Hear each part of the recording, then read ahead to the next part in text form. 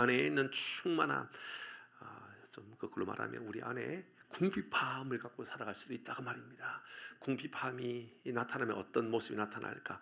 저는 성탄을 앞두고 이제 이번 주 목요일 날 성탄절 예배를 드리게 되는데, 성탄절을 앞두고 하나님께서 이 말씀 우리에게 주셨다, 그런 생각이 들었습니다. 예수로 충만하며 우리의 삶에 어떤 일이 일어나는가를 좀 말씀을 통해 우리에게 알려주시는 말씀이죠. 충만함이라 그러면 이미 우리가 그려지는 현상들이 있어요. 넘쳐나는 거죠. 뭔가가 풍성해지죠. 언제나 기쁨이 넘쳐나고 왠지 모르게 감사할 일들이 많아지고 그런 삶을 살아갑니다. 그런데 이걸 조금 더 현실적으로 잘 다가오는 것은요, 궁핍함이 어떤 건가를 생각해 보면 훨씬 더 잘 이해가 될 것 같다라는 생각이 들었습니다. 내면의 충만함보다도 내면의 궁핍함의 특징들을 몇 가지로 여러분 정리해서 여러분 알려드리려고 합니다. 잘 보시기를 바랍니다. 내면의 궁핍함은요, 이런 모습이 나타납니다. 여러분 이것을 보면서 남 이야기하지 마세요. 철저하게 나 자신을 보셔야 돼요. 내가 궁핍하구나, 내 안에 궁핍함이 있구나를 돌아봐야 되지. 우리 남편이구나, 우리 아들이구나, 우리 어머니구나. 그러면 골치 아파요. 오늘 이 본문의 말씀을요, 말씀 이해하는 게 너무 힘들어지거든요. 그러니까 여러분 자신으로 늘 말씀을 적용하셔야 돼요. 여러분 궁핍하면 첫 번째 어떤 일이 일어날까 띄워주세요. 이렇게 나타납니다. 마음이 궁핍하면 첫 번째 늘 비교해요. 비교하면서 평가합니다. 타인의 성공이 늘 불편해요. 남이 잘 되면요, 내가 그렇게 안 좋아요. 내 가족이 잘 됐는데도 안 좋아요.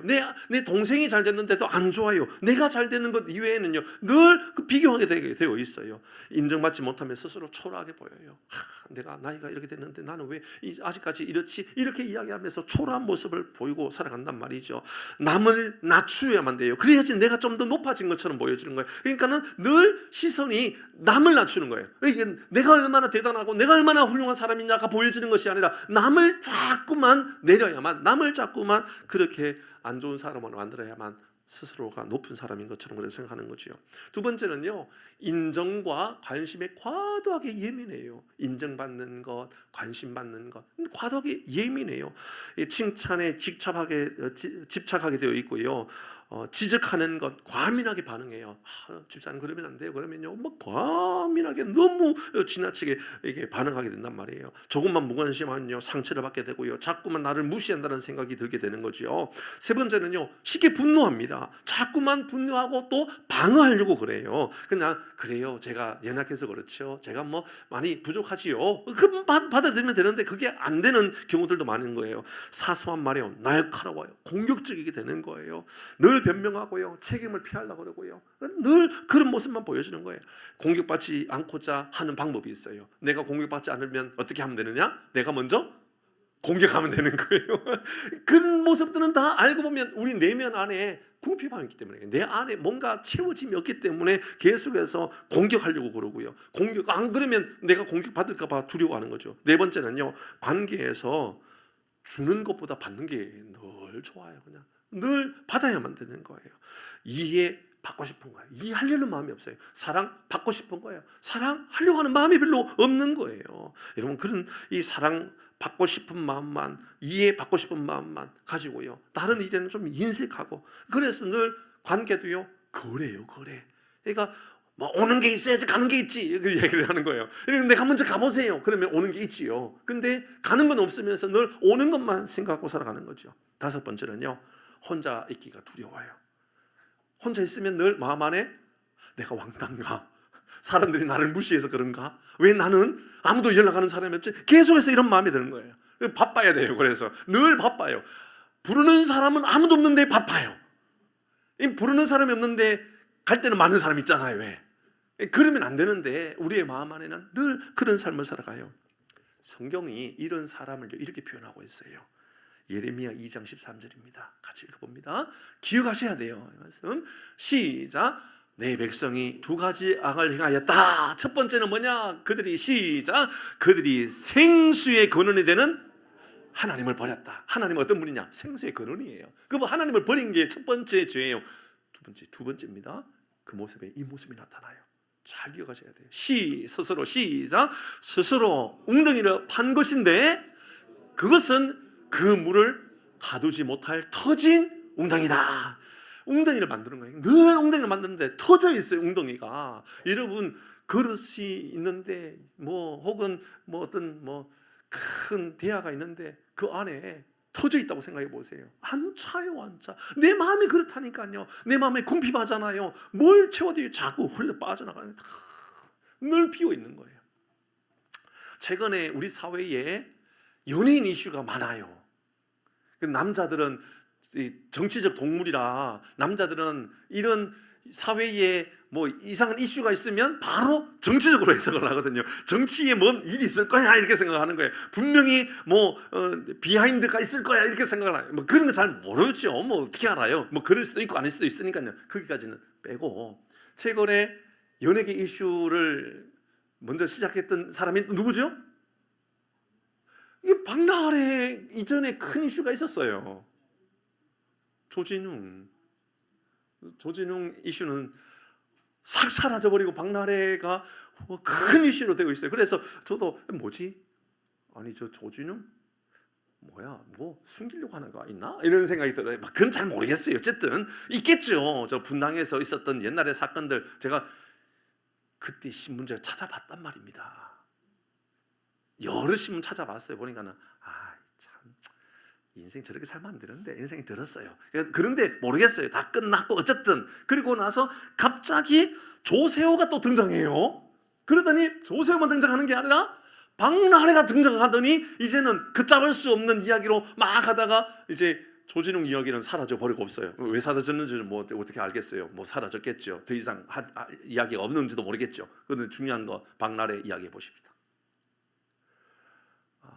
박나래 그러면 생각나는 단어가 뭐 있어요? 최근에?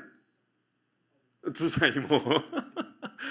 아침에 제가 병원에 근무하시는 우리 집사님께 물어봤어요. 그거 그렇게 해도 되는 거예요? 불법이에요? 당연히 불법이죠. 집사님 하시는 이야기 당연히 불법이죠. 그런데 당연한 것처럼 아무 문제 없는 것처럼 뭐 다른 연예인도 불러가지고 주사 놔주고 도와주고 뭐 또 주사 놔주고 주사 뭐 그랬는가 봐요. 그것뿐만 한 게 아니라 또 집에 뭐 누구 집에서 뭐 자기 집에서 뭐 어떤 집에서 파티를 열어요. 술 파티를 여는데 술 파티를 열면 떡실신이 될 때까지 싸움이 일어나고 막 멱살 잡을 때까지도 하는가 봐요. 뭐 그런 일이 일어났는가 봐요. 더 몰라요. 뭐 그래서 연예인들이 뭐 그렇게 살든지 이렇게 살든지. 근데 제 마음 안에는 그 내면 안에 얼마나 궁핍할까라는 생각이 드는 거예요. 오늘 본문의 말씀으로 저는 이렇게 적용된 거예요.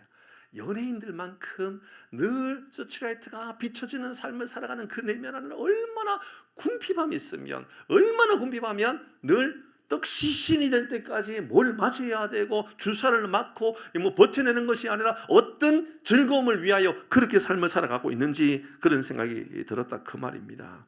세상의 인기를 얻었지만 그 서치라이트가 비춰지는 인기 이면 안에 내면 안에는 얼마나 궁핍한가이죠. 내면에 궁핍한 사람은요 잘 싸워요. 늘 전투적이에요. 늘 다툼을 일으키는 사람이에요. 공격할 준비하고 있는 것 같아요. 세상의 즐거움으로 이 궁핍함을 해결해 보겠다라고 마음을 가지지만 세상의 즐거움은요 또 잠시 잠깐 다 사라진단 말이죠. 예수님께서 십자가에 돌아가실 때 하셨던 말씀 중에 그 말씀은 언제나 우리가 해야 될 말을 예수님께서 하셨다라고 이해해야 되잖아요. 예수님께서 십자가에 돌아가실 때 내가 목마르다 예수님 말씀하셨어요. 내가 목마르다. 그 말은 예수님이 목말라야 할 뿐이 아닌데 우리가 목마른 사람이고 우리는 언제나 목마를 수밖에 없는 사람인데 예수님 대신 십자가에서 내가 목마르다라고 말씀하시면서 우리가 얼마나 목마른 사람인지를 돌아보라 말씀하신 것처럼 보여집니다. 오늘 본문의 말씀입니다. 자, 주목해서 먼저 37절 한 절 안에 얼마나 다양하고 얼마나 풍성한 우리의 삶을 적용하게끔 하는지를 돌아보는 겁니다. 37절 같이 읽어요. 시작. 명절 끝날 곧 큰 날이 됐습니다. 자, 명절 끝날 곧 큰 날에 예수께서 서서 외쳐 이르시되 누구든지 목마르거든 내게로 와서 마시라. 예수님께서 명절 끝날, 이 명절은 초막절, 당시의 추수감사절, 오늘날 우리나라로 따진다면 추석과 같은 날. 여러분 추석 때 제일 걱정되는 게 뭐죠? 명절 때 제일 걱정되는 게 뭐예요? 네? 명절 때 제일 걱정되는 게 뭐예요? 대답해 보세요. 뭐? 음식이 왜 걱정돼요? 뭘 먹어야 될 것인가? 아니에요. 명절 때 고민되는 거는 딱 한 가지예요. 저는 살찌면 어떡할까요? 음식이 너무 많으니까, 기름진 음식들 너무 많으니까는 이것도 안 먹으면 또 냉장고에 다 넣어야 되고, 우리 어머니 명절 때 되면요 다 싸요. 그래가지고 세 봉지 싸가지고 다 가지고 가라 그래요. 왜냐면 놔두면 몇 개월 후에 쓰레기통에 버려야 되거든요. 그러니까 다 가지고 와요. 우리는 이제 명절을 지내기 위해서 음식을 해가지고 간단 말이에요. 해가지고 가요. 해가지고 가가지고 예배 드리고 밥 먹고 다시 싸가지고 다시 와요. 뭐 하려고 가지고 가는지 모르겠어요. 이 명절을 그렇게 보낸단 말이에요. 그리고 나서 명절 때면 늘 제가 하는 게 있어요. 체중계 올라가는 거예요. 밥 먹기 전에 올라가 보고, 밥 먹고 올라가고, 화장실 갔다 올라가고, 왔다 갔다 하면서 올라가고, 하루에 아마 평소에는 하루에 5번 정도 올라가면 명절 때는 하루에 한 10번은 올라가는 것 같아요. 살찔까 봐. 왜 그럴까요? 명절에는 풍성하니까. 풍성하니까요. 자, 명절 끝날 곧 큰 날에 추수감사주일과 같고, 우리 교회도 추수감사절 얼마나 풍성해요. 넘치거든요. 우리 교회도. 세상에 우리 교회만큼 추수감사절이 넘치는 교회를 제가 본 일이 없어요. 그만큼 풍성하거든요. 우리 교회가 나눠주는 것도 많고 먹는 것도 많고. 여러분 정말 어떨 때는요 너무 많아가지고 다 못 먹어요. 그래서 그 다음 주 보면 아직도 남아있어요. 이게 그만큼 넉넉하단 말이에요. 자, 당시 초막절 일주일 동안 광야에서 텐트를 치고 하나님께서 주신 은혜를 기억하면서 한 주간 광야에서 보낸단 말이에요. 그런데요, 일주일 동안 넉넉한 하나님, 채우시는 하나님, 풍족하게 하신 하나님을 경험하는 한 주간의 시간을 보낸단 말입니다. 얼마나 복되겠어요. 얼마나 감사하고 얼마나 하나님 은혜다. 그런데 예수님께서 이렇게 말해요. 누구든지 목마르거든 내게로 와서 마시라. 안 맞죠. 전혀 맞지 않는 문장입니다. 다 배부르고 다 넉넉하고 다 풍족할 것 같은 그때 예수님께서 누구든지 목마르거든 내게로 와서 마시라 말씀하셨습니다. 왜 이렇게 말씀하셨을까요? 이게 우리 인간의 여러분 실존 모습이기 때문에 그렇습니다. 풍족하면 풍족할수록, 넉넉하면 넉넉할수록, 뭔가 채우면 채울수록 풍성해지지요. 이면 안에는요 배고픔이 남아있는 거예요. 뭔가 안 채워지는 거. 그래서 아파트를 사요, 집을 사요, 차를 사요, 다 채운 것처럼 보여지는데 허전해요. 제일 많이 느껴질 때 뭐라 그러냐면 이제 자녀들이에요. 내가 저 아들 장가만 보내면 마음이 이제 평안함이 오고, 자녀만 보면 내 숙제를 다 푼 것 같다라고, 내 딸 시집만 보내면 제 숙제를 다 푼 것 같다고. 그래서 아들 장가 보내요. 장가 보내고 나서 아들이 집에 들어오지 않는 그 집을 보면서 이제 허전함을 느끼게 돼요. 이상하죠. 분명히 내 아들 장가 보내는 것이 내 인생의 꿈이었는데, 내 딸이 시집 가는 게 그렇게 간절한 소망이었었는데, 그거 다 이루고 나서 내가 얻는 것은 뭐에게 허전하지. 뭔가 내 안에 있는 허전함은 이거 도대체 어디서 오는 것이지? 그게 우리 인생의 체험이 아닌 거예요. 그게 우리 인생의 모든 여러분 꿈의 어떤 이 결과물이 될 수 없다라는 거죠. 그러니 예수님께서 누구든지 목마르거든 내게로 와서 마시라, 이 말을 했던 그때가 언젠가를 돌아보는 거예요. 왜 그 말을 그때 했을까? 여러분 추석 때 목마르거든 안 어울리죠. 추석 때 배고프거든 안 어울린단 말이에요. 그런데 추석 때 배고프고요, 추석 때 목마르다, 그게 바로 예수님께서 우리에게, 우리 인생이 바로 그런 거다라는 것을 알려주는 거지요. 그런 인생을 삶을 살아가는 우리 모두에게 우리 주님께서 초청하십니다. 자, 37절 안에 초청의 대상, 초청의 내용, 초청의 핵심 다 담겨 있어요. 자, 초청하는 예수님께서 초청해요. 누구를 초청하죠? 초청의 대상은 누굽니까? 누구든지입니다. 판단하지 마세요. 저 사람 왜 교회 왔지? 판단하지 마세요. 우리는요 어떤 사람이어야 되느냐면, 여러분 교회에서 지나가는 행인이 있다 할지라도, 지나가는 거린이 있다 할지라도 우리는 쫓아가가지고 교회에 나오셔서 식사 한번 하고 가시라. 잘못된 겁니까? 아닙니다. 누구든지 언제든지 누구든지 초청해야 되는 책임이 우리 교회에 있는 거고요, 성도들에게 있는 거예요. 여러분 우리 교회가 못하고 있다면, 여러분 우리 누구나를 초청하지 못하고 있다면 우리는 큰 죄를 짓고 있는 거예요. 잘못하고 있는 거예요. 예, 초청의 대상은 누구든지입니다.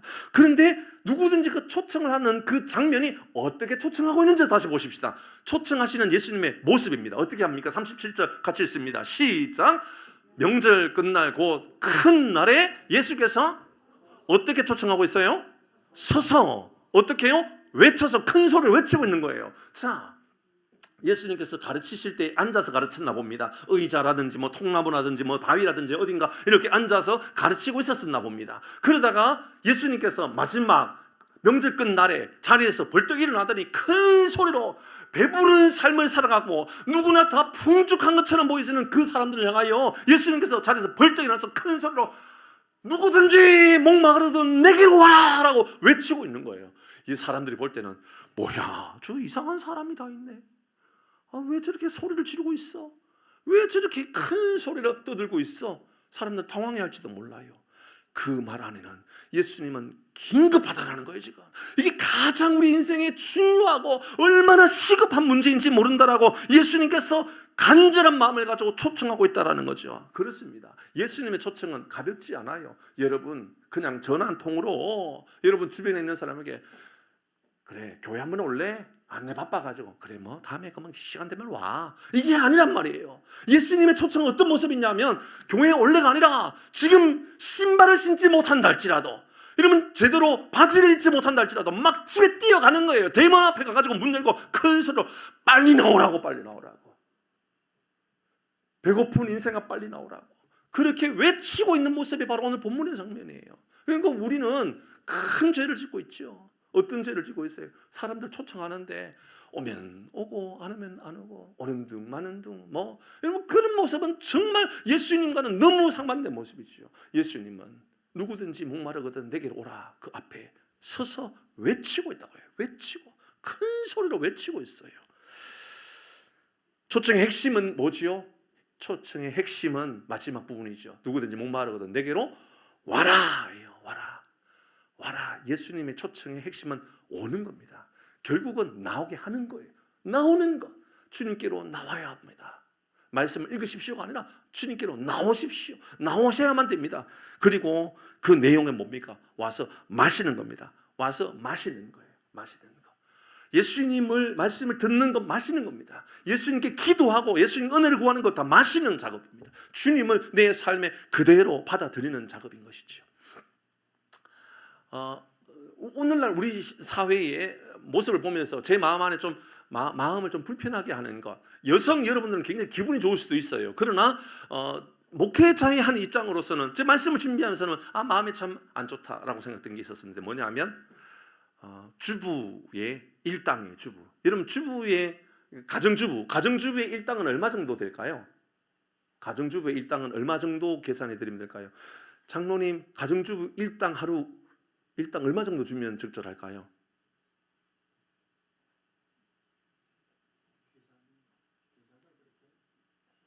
그래도 해주세요 장로님.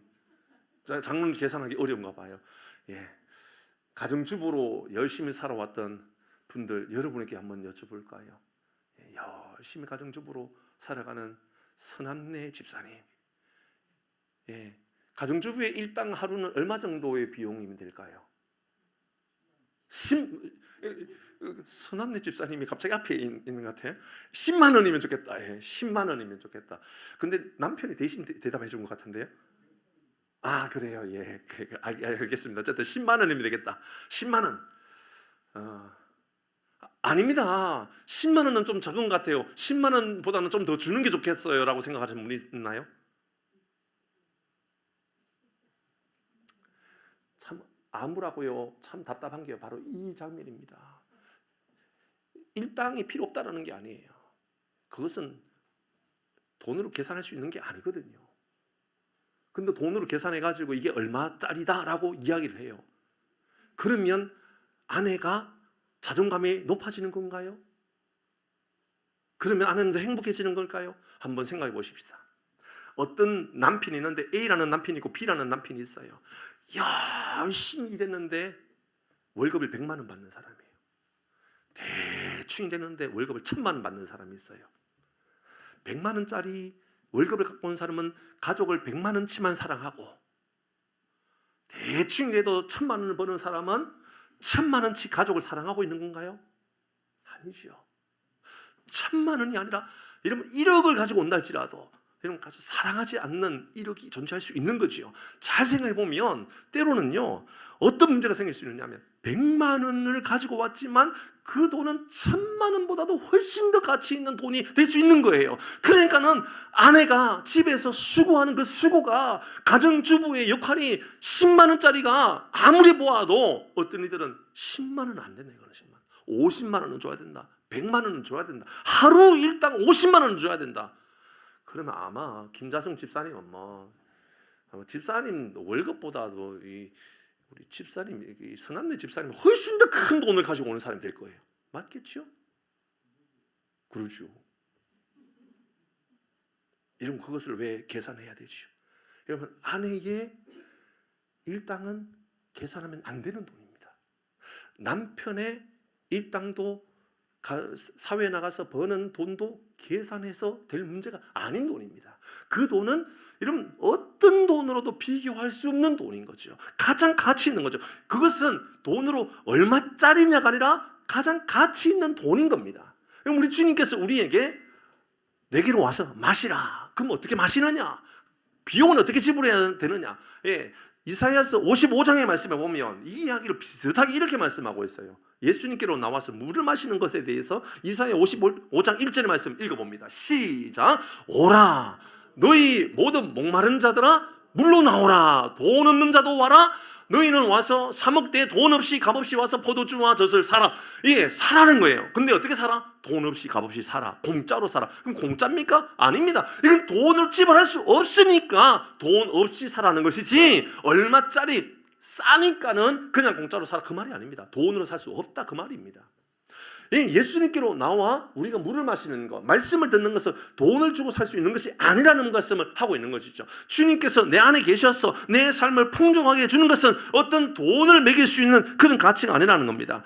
얼마짜리냐가 아니라는 거죠. 그러면 우리 주님께서 주시는 그 물을 마시는 자는 어떤 역사가 나타납니까? 그 돈으로 매길 수 없는 그 가치의 그 물을 마시면 어떤 변화가 나타납니까? 오늘 본문의 말씀 38, 39절 말씀이죠. 38절 먼저 같이 읽어봅니다. 시작. 나를 믿는 자는 성경에 이런 것 같이 그 배에서 생수의 강이 흘러 나오리라 하시니. 내 배에서요. 이건 요트가 아니에요. 먹는 배가 아니고요. 그 배는 내 배예요. 내 배, 내 속, 내 마음 안에, 내 내면 안에서 생수의 강이 넘쳐나리라 라는 말씀을 하고 있는 거죠. 39절입니다. 시작. 이는 그를 믿는 자들이 받을 성령을 가르쳐 말씀하시는 것이라. 성령이 내 안에 계시면 우리 하나님께서 나와 함께 하시는 은혜를 경험하면 어떤 은혜가 임하느냐 하면 내 속에서요 넘치는 생수의 강이 흘러 넘치는 거예요.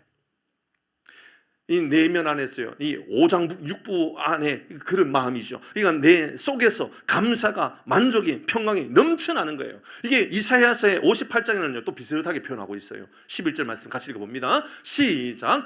여호와가 너를 항상 인도하여 메마른 곳에서도 내 영혼을 만족하게 하며 내 뼈를 견고하게 하리니 너는 물된 농산 같겠고 물이 끊어지지 않는 샘 같을 것이라. 주님이 나와 함께 하시면 어떤 일이 나는가? 영혼이 만족을 얻게 되는 거예요. 뼈는 견고하게 되는 거예요. 물된 농산 같겠고 물이 끊어지지 않는 샘과 같은 거예요. 저는 이 모든 내면 안에서의 충만함, 우리 안에서 세상에 그 무엇으로도 채울 수 없는 풍족함의 은혜가 우리 모두가 경험하게 되는 은혜가 있기를 주의 이름으로 축복합니다. 어떤 이들은 운전하다가 쌍욕을 막 해요. 막 10원짜리 20원짜리 막 해요. 개나리야 막 그래요. 10원짜리 막 던져주고 그래요. 막. 왜 그럴까요? 내면 안에 궁핍함이 있는 거예요. 그래서 못 견디는 거예요. 못 견디는 거. 미안하면 그냥 미안하다 그러면 끝인데 그게 안 되는 거예요. 그런데 중요한 것은 이 생수의 강이 흘러나와야 되는 이 삶에서요, 어떤 이들은 생수의 강이 아니라 독사의 독이 흘러나오는 사람이 있어요. 독사의 독이 흘러나와요. 그래서 계속 묻어뜯어요. 자꾸만 다른 사람을 막 상처를 입히는 거예요. 불평하고 원망하고 난탓하고. 한번 해보세요. 이러면 집에서 들어오는, 일하고 남편이 퇴근하고 집에 들어오는데 들어오는 남편을 향하여 아내가 들어올 때마다 비난하고 들어올 때마다 불평한다고 생각해 보세요. 집에 들어오고 싶을까요? 들어오기가 싫을까요? 어떤 이들은 우리 삶에 만날 때마다 언제나 뭔가가 이렇게 채워지지 않는 이상한 것으로 그렇게 살아가는 사람이 있다고요. 어떤 이들은 내면 안에서 이 배에서 생수의 강에 흘러넘치는 것이 아니라 독사의 독이 흘러넘쳐요. 그래서 저주가 흘러나오고 재앙이 흘러나오고 상처가 흘러나오고 불신이 흘러나오고 미움이 흘러나오고 막 그런 거예요. 여러분 잘 살고 있습니까? 근데 우리가 믿음으로 살아간다 그러면 오늘 본문에 나를 믿는 자는 생수의 강에 흘러넘치리라, 믿는 자는 그렇게 된다면서요. 그러면 나는 지금 무엇이 내 안에서 흘러나오는지를 봐야만 되지 않습니까? 자녀를 사랑하면 자녀에게 주는 게 아깝지 않지요. 아내를 사랑하면 남편에게 뭐 주는 것, 아내에게 주는 게 뭐가 아깝겠습니까? 최근에 뉴스에 참 재밌는 뉴스가 하나 있더군요. 보신 분들도 있겠지만 최근에 어떤 한 여성이 복권 당첨됐던 사건이 있었어요. 사건. 복권 어느 아내가, 그러니까 남편이 일하러 다니는 분이에요. 아내가 복권을 뭐 샀는데 12억 당첨된 거예요. 12억. 12억 있으면 얼마나 좋아요, 그죠? 12억 당첨 딱 되었어요. 그리고 이 아내는 3년 동안 남편에게 숨겼어요. 3년 동안 숨기면서 4억을 썼어요. 그리고 카드를 보니까는 때로는 한 달에 막 2천만 원치, 3천만 원치 막 썼던 내역들이 막 있는 거예요.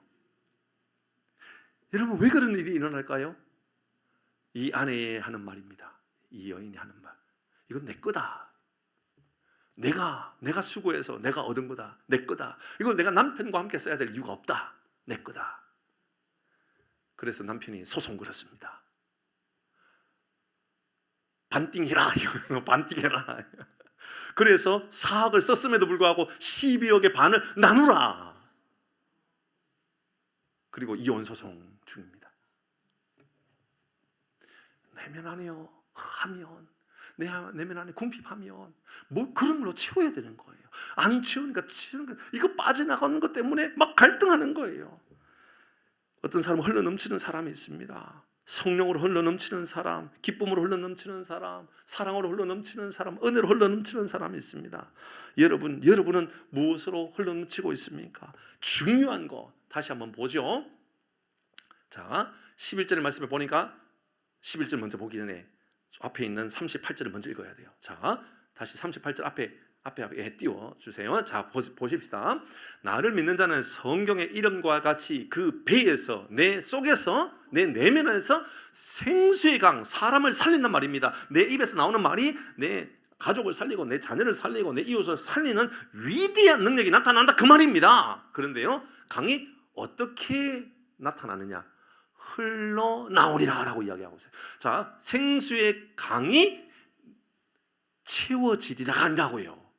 생수의 강이 내 저수지 안에 채워지리라가 아니라 생수의 강이 흘러넘친단 말입니다. 흘러넘친다라는 것은 내 안에 머물러 있지 않고 다른 사람에게 영향을 준다, 그 말입니다. 그러니까 내 입술에서 은혜가 흘러가는 거예요. 다른 사람에게 자꾸 흘러가는 거예요. 이 흘러가기 위해서는 중요한 게 있어야 되죠. 뭐냐면 흘러가야 되는 진원지, 그 저수지든 생수 강이든 그 안에 뭔가가 나와야 되지 않습니까? 나와야 줄 게 있지요. 이사야서 조금 전에 읽었던 58장의 말씀을 다시 한번 보십시다. 11절의 말씀에 내가 너를 항상 인도하여 메마른 곳에서도 내 영혼을 만족하게 하며 뼈를 견고하게 하려니 너는 물낸 농산 같겠고, 그 다음입니다.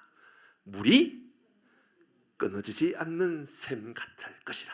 저는 여러분의 심령이 물이 끊어지지 않는 샘이 되기를 바랍니다. 그래야 안 되겠습니까? 예수 믿는 우리 좀 그렇게 살아가야 되지 않겠습니까? 안에 뭔가 자꾸만 가둬놓고 나가지는 않는 거예요. 여러분, 샘이요 흘러넘치지 않고 그 안에 가둬지면 그 샘은 어떻게 되죠? 썩어져요. 썩어진다고요. 그 샘은요 흘러가게 돼요. 흘러가야 돼요. 흘러가고 솟아나고 흘러가고 솟아나고. 이상한 거예요. 아무리 흘러가도요 이 샘은 계속해서 끊임없이 솟아나고 있다라고 우리에게 알려주고 있습니다. 찬양 가운데 너는 물낸 농산 같겠고 마르지 않는 샘 같으리, 이 찬양이 있어요. 너는 물낸 농산 같겠고 마르지 않는 샘 같으리. 여러분의 삶이 저주로 재앙으로 넘쳐나는 것이 아니라 은혜로, 감사함으로, 행복으로, 축복이 흘러넘치는 은혜가 우리 가운데 있기를 주의 이름으로 축복합니다. 차인표 아버지 차수홍 씨죠. 차수홍. 우성해운 대표였지 않습니까? 우성해운 대표. 오래전에 창업해서 세웠던 회사. 1년에 이 우성해운을 통하여 수출하는 물동량이 1년에 370조랍니다. 370조. 370만 원도 주머니에 없는데, 그죠? 370만 원, 370억도 아니고요. 370조랍니다. 3, 4년 전에 차수홍 장로님, 그 차인표의 아버지, 차인표 아버지 돌아가셨어요. 그리고 이제 소천하고 장례 진행을 다 끝내고 사람들이 이제 묻습니다. 이 회사 370조가 되는 이 수출 물동량을 가지고 있는 이 회사를 어느 아들이 맡게 됩니까? 차인표나 혹은 그 형제들은 아니 우리가 맡을 이유가 없습니다. 이런 전문 경영인들이 맡아서 다 하면 됩니다. 그리고 차인표 씨가 이렇게 말합니다. 아버지, 우리 천국에서 다시 만나요. 너무 좋은 마음을 가지고, 너무 기쁜 마음을 가지고, 장래에 슬픈 마음이 아니라 아버지, 우리 천국에서 다시 만나요. 이 기쁨은 어디서 나오는 걸까요? 이런 만족은 어디서 나오는 걸까요? 찬양 중에 여러분, 이 찬양 오늘 본문과 잘 어울리는 것 같은 게 있어요. 사람을 보며 세상을 볼 땐 만족함이 없었네. 가사 좀 띄워주실래요? 나의 하나님 그분을 볼 때 나는 만족하였네. 저기 빛나는 저기 이따가 해주세요. 저기 빛나는 태양을 보라. 또 저기 서 있는 산을 보아라. 천지 지으신 우리 여호와 나를 사랑하시니 나의 하나님 한 분만으로 나는 만족하겠네. 동남풍아 시작. 참 바람이 희한하게 부네요. 이 바람인지 뭔지 모르겠어요.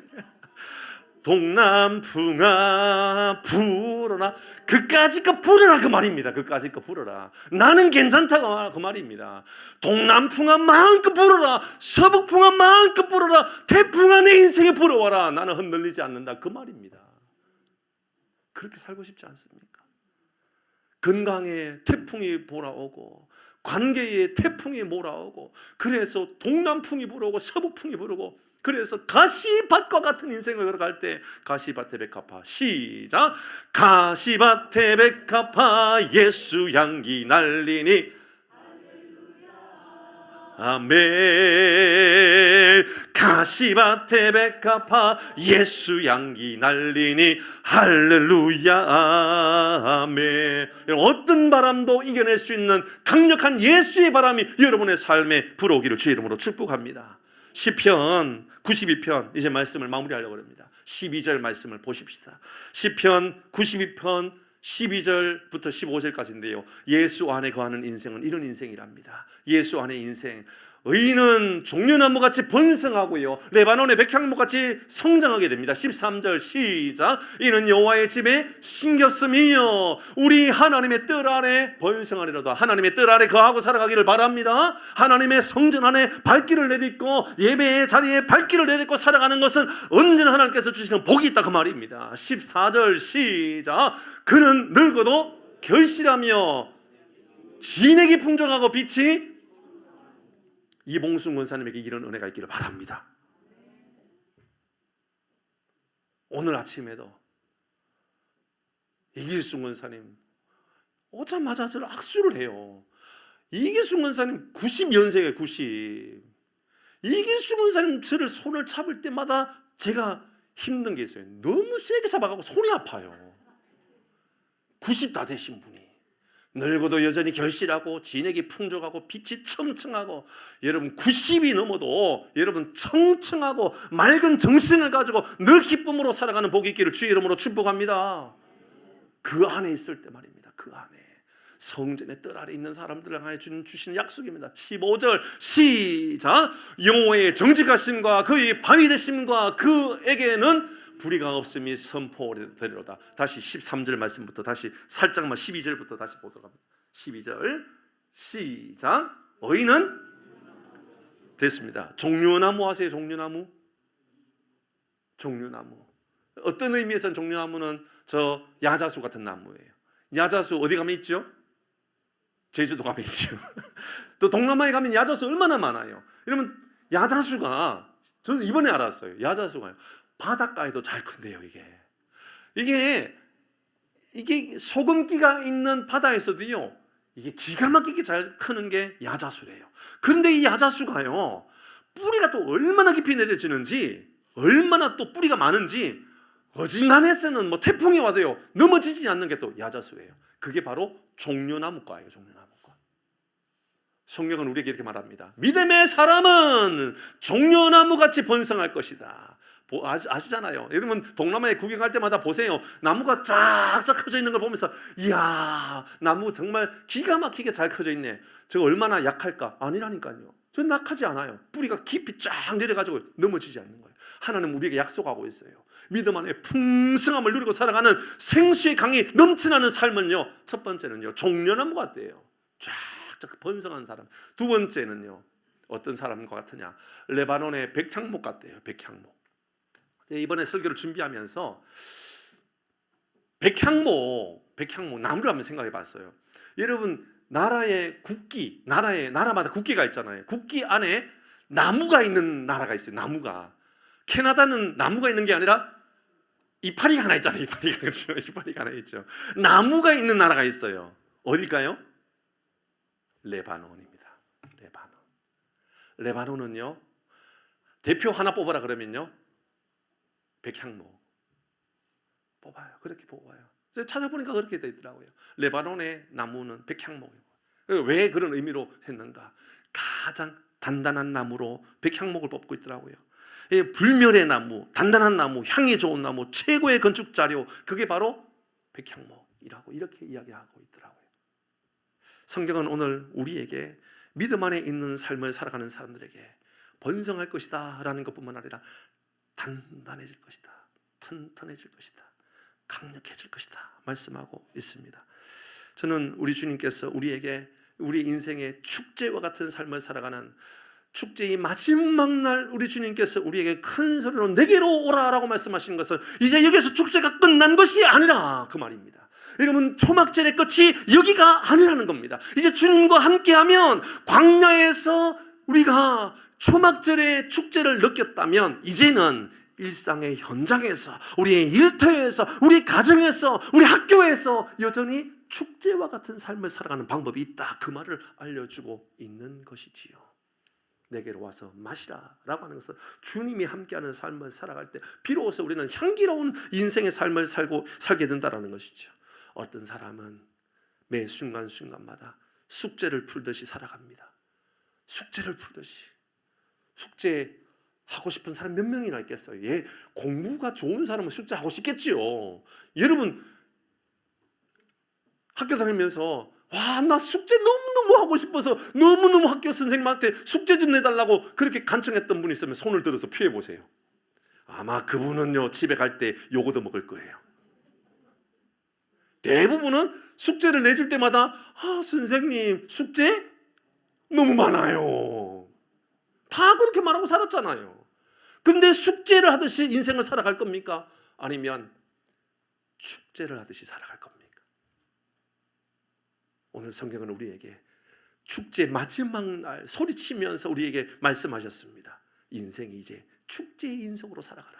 광야에 머물러 있지 말고 삶의 현장으로 이제 이 축제를 가지고 가라 말씀하고 있는 것이지요. 시편 34편 8절 말씀 읽고 마치십시다. 시작.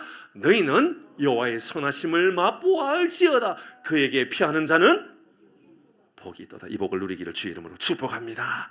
같이 찬양하도록 할까요? 충만 찬양하십시다.